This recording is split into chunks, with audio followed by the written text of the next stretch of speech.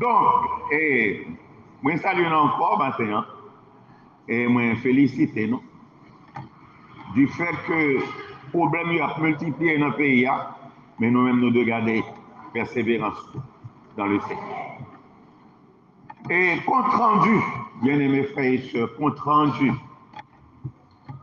du contexte du chapitre 14 de l'évangile de Marc.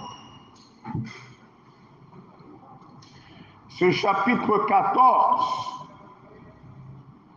verset 38 de l'évangile de Marc, dans ce verset, le Seigneur Jésus-Christ fait une recommandation à ses disciples sur la vigilance et la prière. Et nous croyons que cette même recommandation, le Seigneur Jésus-Christ fait là nous-mêmes aujourd'hui, c'est sur la vigilance et la prière. Premièrement, la vigilance et la prière, c'est deux éléments, nous ne sommes pas capable même dire primordiaux et fondamentaux dans la vie chrétienne, et auxquels chaque chrétien, chaque croyant, chaque enfant de Dieu est appelé pour les observer et mettre en pratique chaque jour dans la vie. Nous avons même dit à tous les instants de sa vie. Deux éléments ça, sans heurts, sans risque, sans faille. Parce que c'est une obligation. C'est même un impératif que Jésus, pas seulement à dit, mais à nous-mêmes aujourd'hui. En ce qui concerne la vigilance et la prière. Deuxièmement, nous voyons que la vigilance et la prière sont liées, selon le contexte, selon le sont liées à une double occasion. Ils sont liés à une double occasion et qui manifestait, moi, osé dit, dans l'intervalle de quelques heures, pendant même jeudi soir, ça. Deux occasions, ça. Ils arrivaient dans un intervalle de quelques heures, une après l'autre. Première occasion eut lieu dans la chambre haute, quand le Seigneur Jésus était réuni avec les disciples pour manger le dernier repas de la Pâque des Juifs. Et du même coup,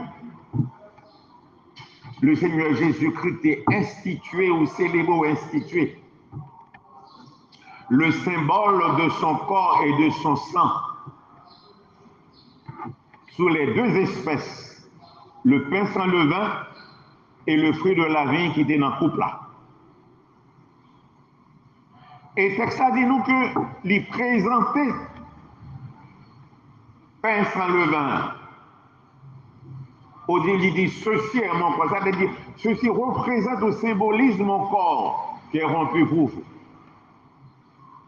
Et ensuite il prend la coupe dans laquelle se trouvait le fruit de la vigne.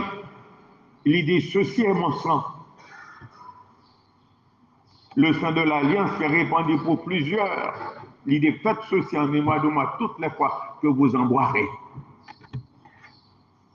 Donc, texte a précisé tout de suite après, c'est le repas ainsi que la Sainte Seine. Ils chantaient des cantiques avec eux. Et texte a dit que et Jésus et les disciples étaient rendus à la montagne des Oliviers. Et là, dans la montagne des Oliviers, Il t'a annoncé sa mort et sa résurrection. Et lui-même t'a dit, vous serez tous scandalisés. Pour qui ça? Parce qu'il y est écrit, je frapperai le verger et les brebis seront dispersées. Alors là, nous joignons que dans la déclaration, ça a fait le fait. Non, je dirais même dans la prédiction, ça a fait le fait. Nous jeunes que Pierre, est toujours impulsif, toujours prêt à parler, à prendre la parole. Il dit quand à monsieur ça même t'a scandalisé, quand à moi-même pas scandalise.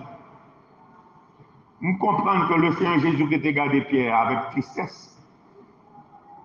Parce que tout de suite, il dit que c'est lui-même, je dis, avant qu'on l'a chanté 2 fois, ou énième 3 fois. Encore le répéter, il dit, quand même, s'il le faut pour mourir avec vous, pas mourir. Moi, pas oignon. Et deuxième occasion, c'est en Gethsémani. Texte a dit que dans Gethsémani, c'est la seconde occasion. Seconde occasion, ça. Manifestement marqué, ça carré l'évidence de la réalité ou encore de l'accomplissement du symbole du corps et du sang de Jésus. Et cette fois, c'est pas le pain sans levain, ni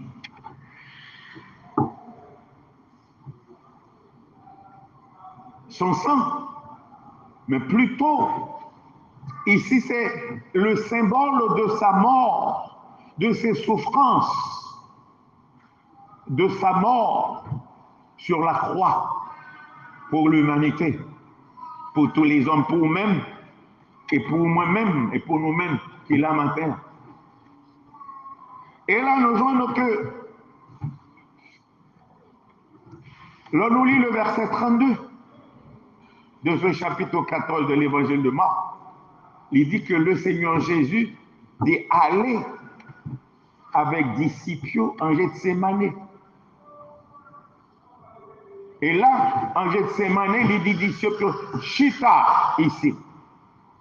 Pendant que moi-même, je vais prier. Puis il prend avec lui Pierre, Jacques et Jean.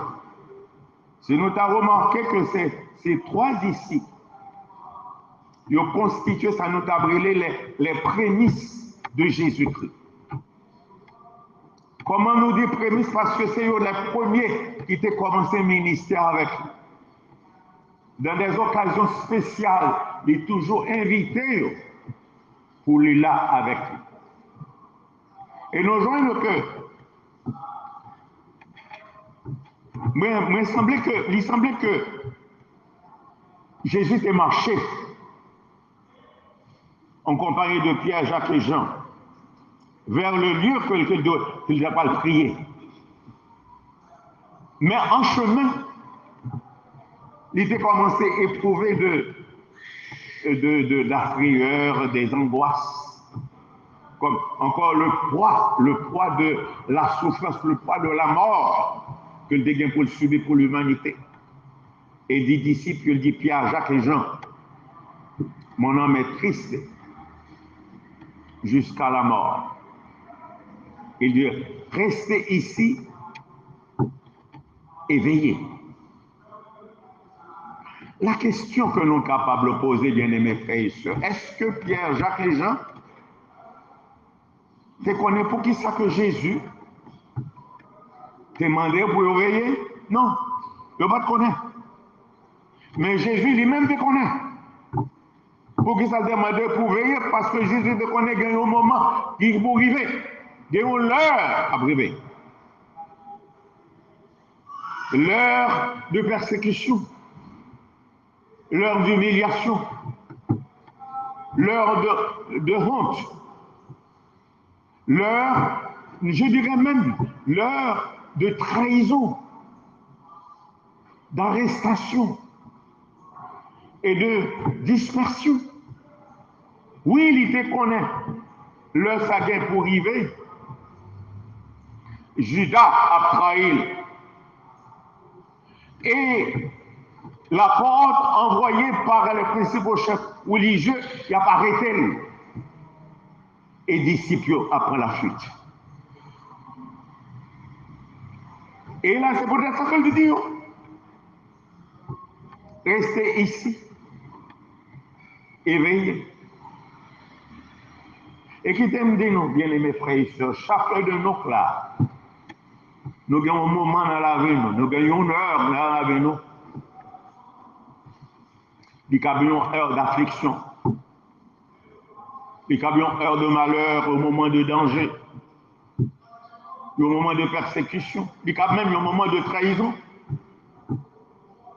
Nous avons même un moment de déception. Mais avant que moment ça arrive dans la roue, vous devez veiller. Et lorsque s'il arrivait, l'argent nous a veillé. Il n'a pas aucune influence sur, aucun empire sur. Et c'est dans ce sens que Jésus te voulait parler à disciples. Chacun de nous là, chacun de nous qui chita là, nous avons un jour, un moment d'affliction. On nous convient le travail. Au bon moment d'affliction, au bon moment de déception, au moment de malheur, de danger, au moment de souffrance. Mais avant que donc c'est pour ça que Jésus parlait avant que arrive, on doit rester un monde qui est vigilant à tout moment. Et c'est justement après que il finit de faire recommandation ça à disciples, il est écarté de yo et il était prié selon le verset 36. Et il dit, Père, toutes choses te sont possibles. Éloigne de moi de ces coupes. Éloigne de moi. C'est toutefois non pas ce que je veux, mais ce que tu veux. Dans cette prière, le Seigneur Jésus était prêt pour le souffrir. Il était prêt pour le mourir, pour nous, pour l'humanité, pour tous les hommes et pour toutes les femmes. Il était prêt à porter la croix. Il était prêt.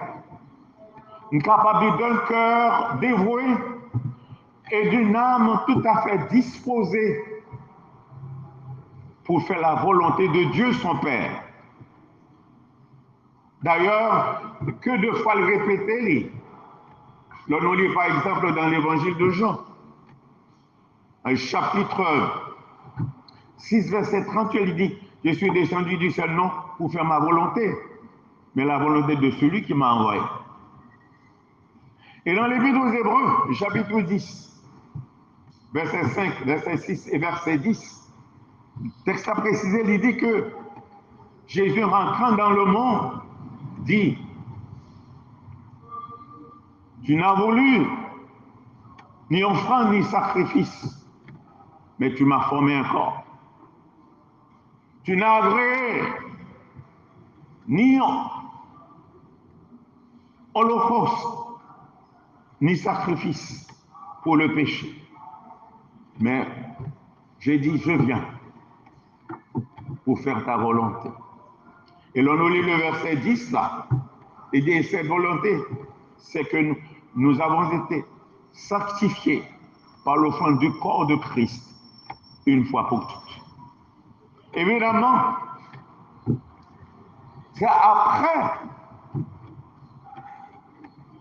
c'est c'est après cela que nous voyons que il était bas disciples cette offre, cette recommandation. Veillez et priez afin que vous ne tombiez pas en tentation. Et là, nous joignons que une fois que j'ai fait cette prière, il était retourné vers les disciples. Et les deux jeunes assoupis. Nous connaissons l'assoupissement. C'est son sommeil léger. Il n'est pas profondément endormi, mais il a un sommeil léger. Et qui t'aime dit, nous, grand pile de nous, sans pas accuser personne. Nous connaissons un grand pile de monde dans l'église qui a assoupi souvent, oui. Il a chanté lui-même la baille peut-être. Il a prié lui-même. Tellement baille peut-être, il a sauté. Grand pile de monde. Il a assoupi dans l'église pendant le culte, pendant l'adoration. Et c'est ça que Jésus t'a découvert la caille disciple. Ce n'est pas ton sommeil profond, mais léger, il était assoupi. Et nous devons veiller aussi, nous-mêmes ici, dans l'église baptiste évangile aujourd'hui, là, entre l'église, on vient adorer, on va bien voir assoupi, ni dormir, ni battre tête, mais on vient adorer mon Dieu. Et là, nous jeunes, tout de suite, il reprochait Pierre, il exhortait Pierre. Il dit, Simon, tu dors? Tu n'as pu veiller 1 heure? D'après nous, pour qui ça que c'est Pierre Jésus reproché, lui exhorté? Pour qui c'est Pierre et non les autres? Là, nous lisons plus haut, nous rappelons que lorsqu'il te dit qu'il a pu scandaliser, et puis lorsqu'il te dit Judas, surtout, même dit Judas, lorsqu'il dit Pierre, ou a trahi moi. Alors là, nous joignons que c'était pour rappeler Pierre, faiblesse la chair qui était dans lui. C'est pour ça, là, nous joignons, là, nous avons regardé dans la vie, nos bien-aimés frères et sœurs. Bien souvent, il y a des bagages que nous voulons faire, il y a des bagages qui sont impossibles. Impossible. Que vous n'êtes pas jamais capable de faire pour Jésus. Le plus souvent, c'est des bagages que vous n'êtes pas capable de faire pour Jésus. C'est lui-même que vous voulez faire. Tandis que ça, vous devez faire pour Jésus, ça, vous devez faire pour Jésus, vous mettez le de côté, oubliez le, négligez. Et c'est exactement ça que fait Pierre. Pierre te dit qu'il ne peut pas scandaliser, mais quand même il scandalise. Pierre te dit que, donc, il est capable de mourir pour Jésus. Mais Pierre, 1 heure, il n'a pas travaillé. Souvent, nous comme ça. Nous pensons que, avec la chair, nous tellement de force, nous tellement de quoi, nous capables. Non, la chair ne passe bien rien, non. Dans les circonstances, la chair ne passe bien absolument rien. Et chef, il n'y a pas de casse bien rien. Tant que les vrais étaient dormis, il était assoupi. Alors, et c'est là ça, nous joignons que le Seigneur, comme on dit nous, dans le verset 38 là, il va y avoir une recommandation ça. Non seulement à Pierre, mais aux autres apôtres, mais à nous tous. Veillez et priez, afin que vous ne tombiez pas en tentation. L'esprit est bien disposé, mais la chair est faible. Et tout de suite après, que les finit, fait cette recommandation à ses disciples, les éloignons encore, aux 2e fois. Et là, nos jeunes, les prier. Et il fait la même prière. Et tout ça après, il retourne vers les disciples. Et texte a dit non que les joignent un profond sommeil. Nous tenons profond sommeil et il y a gourmet avec sommeil. Donc maintenant, donc il y a pour ouvrir pour pas dormir. Il y a gourmet sommeil avec sommeil. C'est pour ça que nous les textes dit que leurs yeux étaient appesantis. Pour était lourd. Il y a gourmet. Et là, nous joignons que le Seigneur quitté. Il retourne, il prie pour la troisième fois. Tout de suite après, il retourne vers eux-mêmes. Là, nous lisons le verset 41.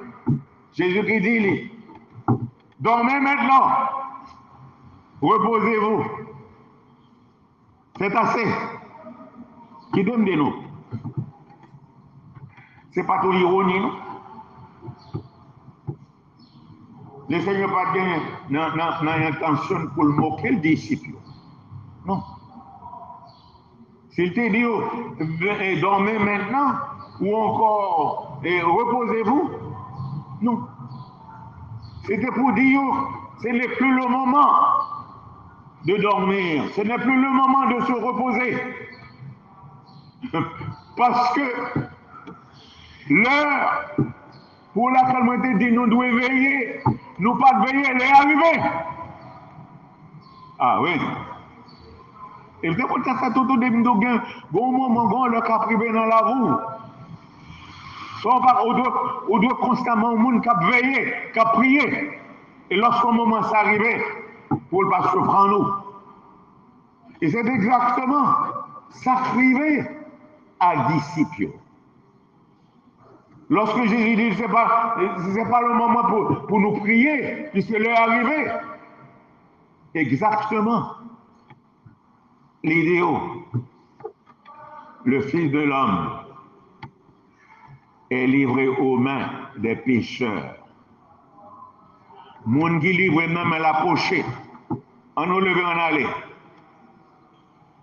Bien-aimés frères et sœurs, il n'est pas facile. C'est vraiment difficile ce moment-là. Mais moi, je voulais attirer l'attention sur le constat que Jésus a fait de ses disciples. Et je crois que côté le Seigneur Jésus qui est là, il fait constat ça dans la vie. La vie pas dans la vie pas chacun de nous. Là.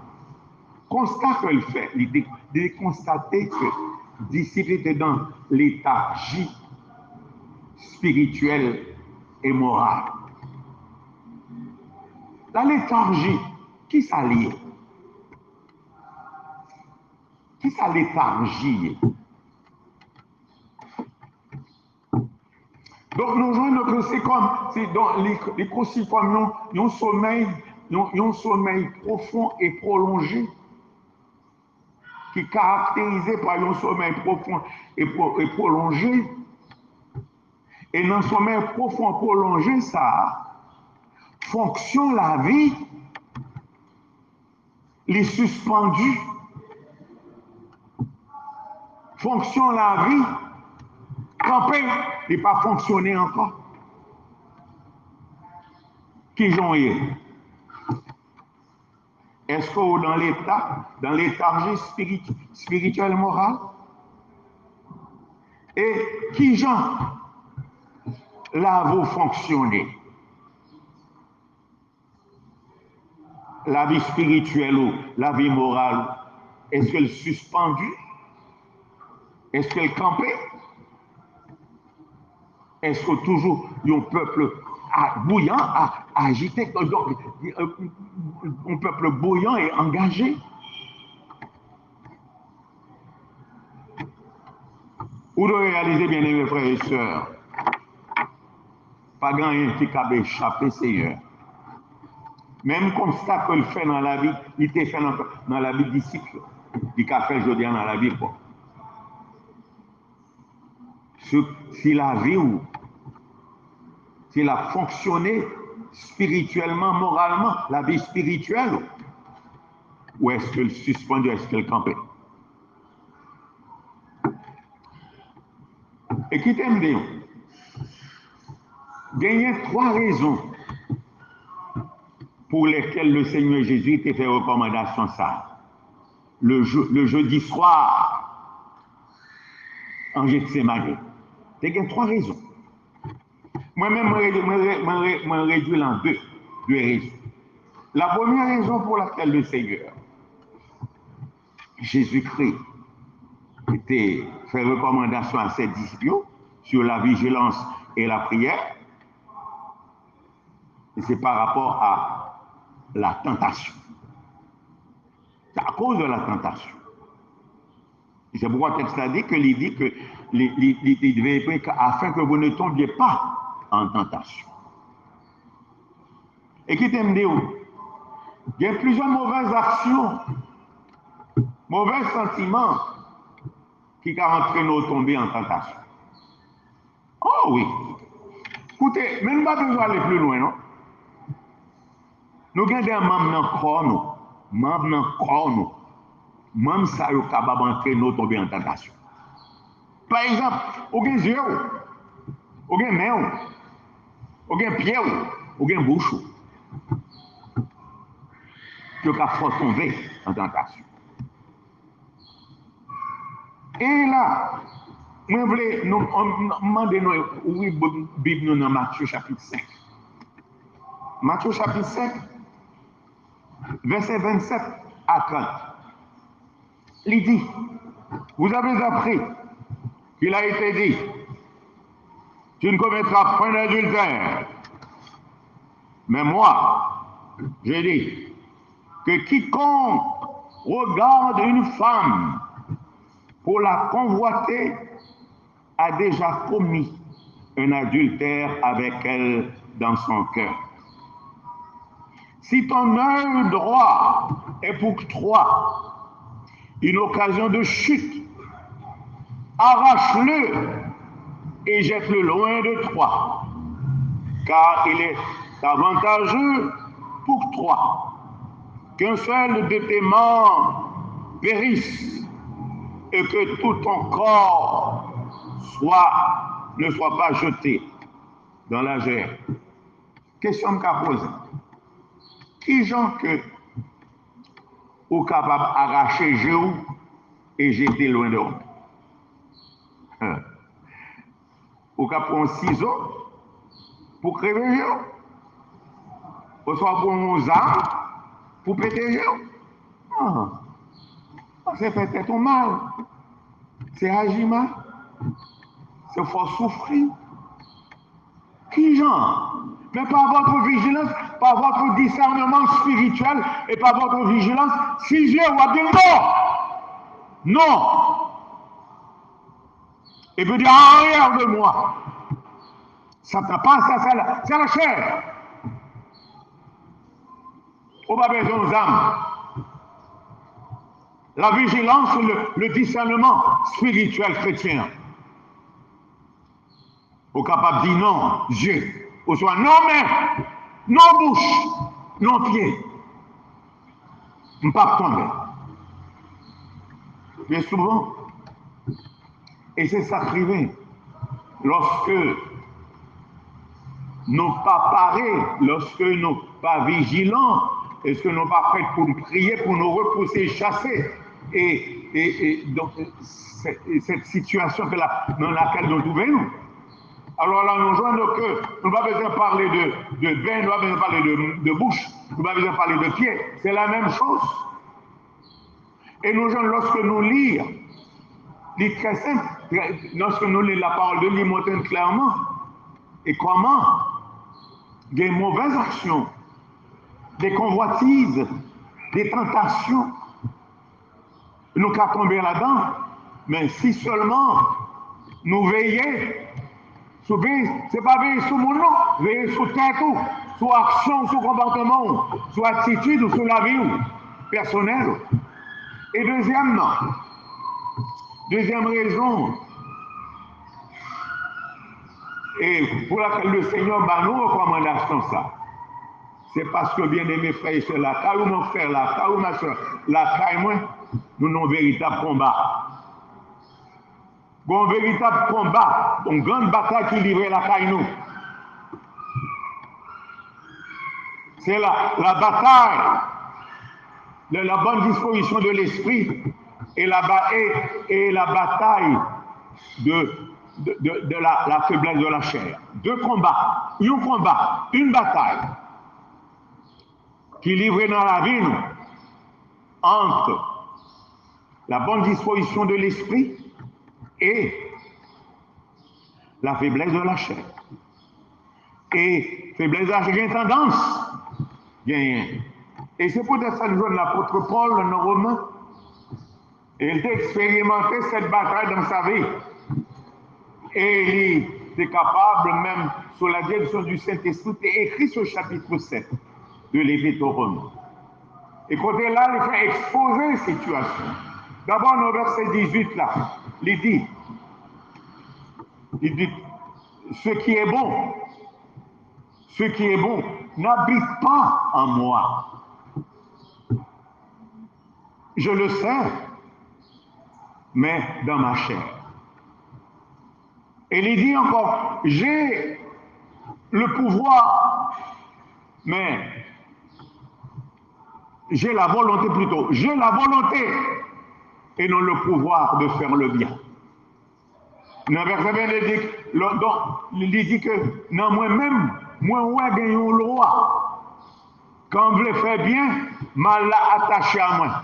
Et dans le verset 22, l'apôtre Paul montre que bon Dieu va permettre de gagner victoire. Il dit que je prends plaisir à la loi de l'Éternel selon l'homme intérieur. Voilà qui sont capables de gagner victoire sur tentation, sur convoitise, sur propre tête parole. C'est lorsque on prend plaisir dans la parole là. Lorsque on lit parole, on médite parole là. Donc parole là permet non seulement vigilant et être prêt à prier face à situation difficile qu'on a trouvé. Alors nous voyons que c'est là que l'apôtre Paul te joint une solution dans la bataille, ça qui est livré dans la vie. C'est non seulement dans la parole de Dieu. Nous tous nous connaissons le psaume premier, pas vrai? Et nous joignons que l'on nous lit le psaume premier, et qui ça que nous joignons dans verset 2? Donc il prend plaisir dans la loi de l'Éternel et qu'il la médite jour et nuit, etc., etc. Donc nous jouons encore, et non seulement cela, bataille ça, qui dans la vie ou, qui dans la vie nous, qui dans la vie pas tout. Nous jouons lorsque nous les Galates chapitre 5, verset 17, encore l'Esprit de Dieu te dirige l'apôtre Paul pour montrer que nous gagnons deux désirs qui vous mènent. Deux désirs qui vous mènent. Le désir de la bonne disposition de l'esprit, le désir du Saint-Esprit, le désir de l'esprit et le désir de la chair. C'est un gros combat dans la vie. Et nous tous, nous devons être conscients de ça. C'est une grande bataille qui livrait deux désirs, le désir de la chair et le désir de l'esprit. Et c'est pourquoi l'apôtre Paul, dans Galates chapitre 5, verset 17, il dit que la chair a des désirs contraires à ceux de l'esprit et l'esprit en a de contraires à ceux de la chair. Et tous les deux, ils ont opposé, c'est ça, et ils ont même temps péché nous fait, ça nous doit faire. Alors, nous joignons que face à cette situation, cette bataille, là encore l'apôtre Paul, sous l'inspiration du Saint-Esprit, nous lit le verset 16, il montre comment que nous avons sorti victorieux. Il dit, je dis, marchez selon l'esprit et vous n'accomplirez pas les désirs de la chair. Marchez, selon même l'origine, il veut dire vivre, livrer, soumettre à l'esprit, au Saint-Esprit. Que l'homme intérieur capable de vivre entièrement au contrôle, la direction, le pouvoir du Saint-Esprit. Alors là, le pouvoir du Saint-Esprit capable de mener l'homme intérieur capable de mener non pour accomplir les désirs de la chair, mais maintenant accomplir les désirs de l'esprit. Et encore, nous jouons le verset 18, il dit que si nous conduit par l'esprit, nous partons sur la loi. Là encore, nous jouons que ce mot-ci veut dire puisqu'on est conduit par l'esprit, puisque nous sommes conduits par l'esprit, nous pas encore sur la loi. Alors, bien aimés frères et sœurs, nous joignons que nous joignons que deux raisons ça. Dans la vie, nous devons marquer pour qu'ils savent que bon Dieu. La première raison, c'est que c'est par rapport à la tentation. Bon, le Seigneur me recommande pour vigilant et engagé dans la prière. Et quand nous va dans cette circonstance, le cabinet a besoin nous déjà paré et que pas donc un empire sous. Alors, moi, je voulais faire cette considération. Juste, nous joignons que nous montre, nous réveille, nous horloge, nous avons deux aiguilles. Et tous les deux aiguilles, ça est important. C'est eux-mêmes qui marquent les minutes, les secondes, les minutes et les heures. C'est une cassée. Montre là pas absolument rien. Après, si tous les deux sont cassés, montre là nul. Et c'est la même chose. Nous joignons que la vigilance et la prière doivent considérer comme deux aiguilles. Dans montre la vie, dans réveil la vie. Dans réveil la vie spirituelle, dans réveil la vie morale. Et c'est eux-mêmes qui ont compté les secondes, les minutes et les heures. Et c'est une qui a négligé. Ou surtout les deux qui négligé, ou pas voir absolument rien. Et c'est là, nous joignons que c'est un impératif. C'est une obligation, bien-aimés frères et sœurs.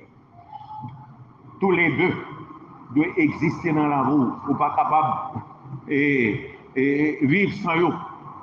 Ou pas capable de vivre indépendamment de eux. La vigilance et la prière.